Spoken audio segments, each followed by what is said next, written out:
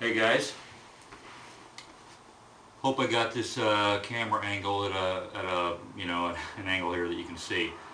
Obviously I'm not in the forest today, the mountains. I'm at home, relaxing after my last trip, and thought I'd do a little sit down on a gear checklist that is my preferred carry here in this environment in the northern Cascades of Oregon.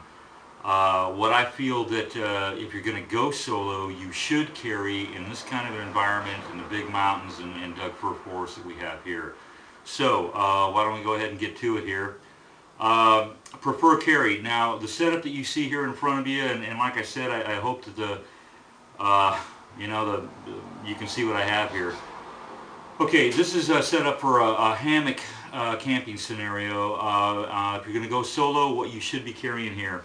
So let's go ahead and start with the shelter itself.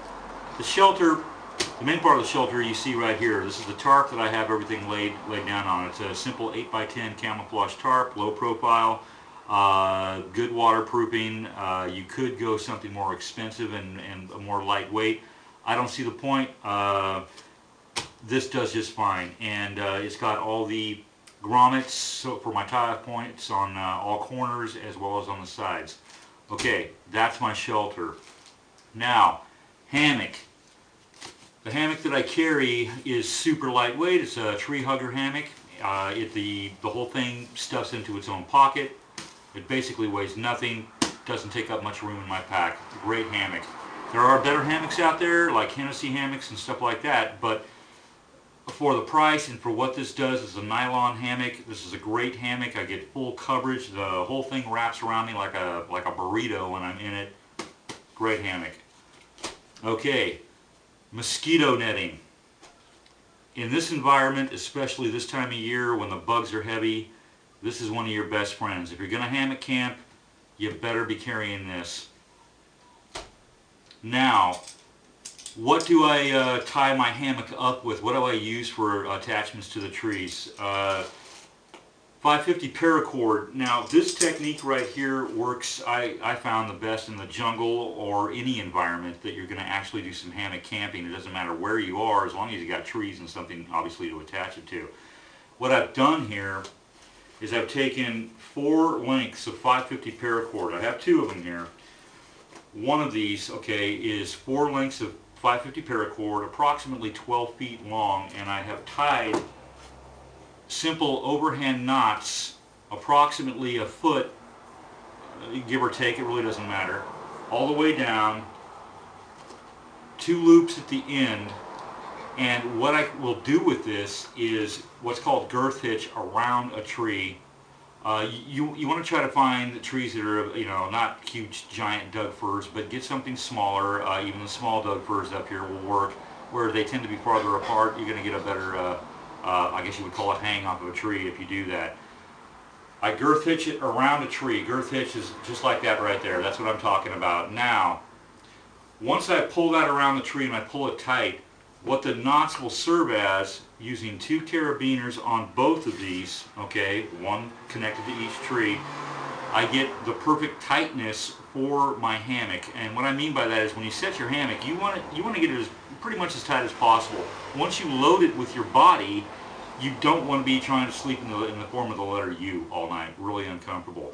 This is where the knots come in with the carabiner. Now, the carabiner is attached to the loops that are on the hammock, and all I have to do is move the carabiner up through the knots, and there it is, connected to my hammock to get that perfect tightness that I'm looking for. And also, just a simple overhand knot. The knot comes out if I need extra length.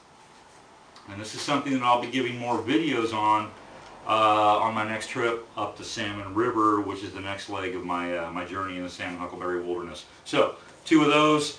I think you kind of get the idea. We'll get into more of that later in some upcoming videos. So that's that. Now, with that, 100 feet of extra 550 paracord. This is obviously is going to be cut up once I'm out there doing this, but this is going to serve as the line that's going to run over my hammock, that is not only going to A-frame my tarp as a structure over the top of me, but the bug netting as well. Okay, there's that.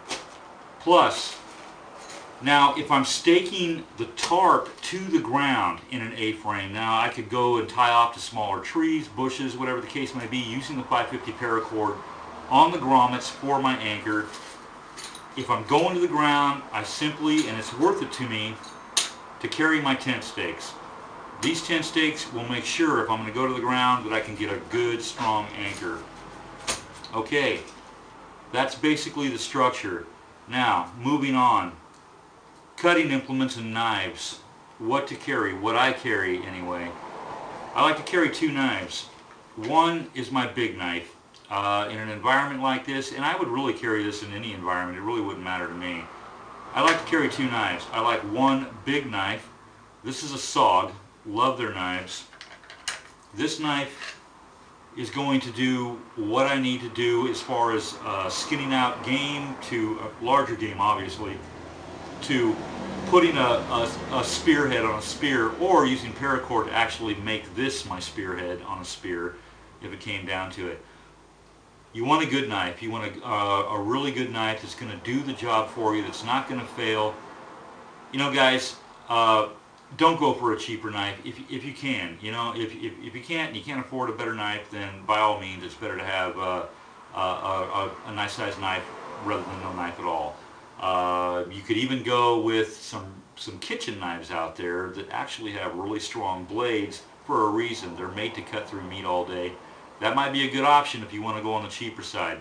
I was fortunate enough to get this from my honey for Christmas. It's a SOG, love their knives, great blade. This is going to do any job that I actually needed to do. On that point though, what I'd like to stress is, don't use your large knife until it's absolutely necessary. Hence, I carry a smaller lock blade. Once again, a SOG. Product endorsement there, I guess. This is going to be my workhorse knife. This is going to do everything from skinning small game to fish to whittling something on a stick, whether that's a point or whatever I need it for.